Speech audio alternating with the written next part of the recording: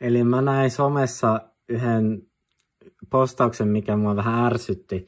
Siinä sanottiin, että haastattelu, jota mä merkkaan nyt H1, on yhtä suuri kuin valmis, jota mä merkkaan V:llä. Ja mua ärsyttää tässä se, että käytettiin yhtä suuruusmerkkiä, koska yhtä suuruusmerkki on eri suuri kuin sana on. Siis yhtä suuruusmerkillä ei korvata puhekielen sanaa on. Eli jos haastattelu on valmis, se ei tarkoita sitä, että haastattelu on yhtä suuri kuin valmis. Ja lähdetään vähän miettimään, että miksi. Tässä on kaikkien valmiiden asioiden joukko. Siellä on pienempiä joukkoja sisällä. Esimerkiksi tässä on mun insinööritutkinto ja tässä on vähän pienempi joukko mun viikon ruokaostokset.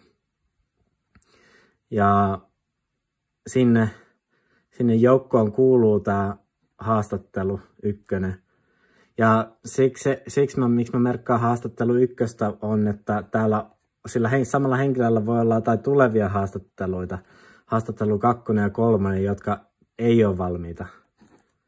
Ja nämä on joukkoja, koska ne sisältää alkioita, jossa alkiot on niitä kysymyksiä eli että mikä on sun palkkatoive, mitkä on sun vahvuudet ja niihin vastauksia.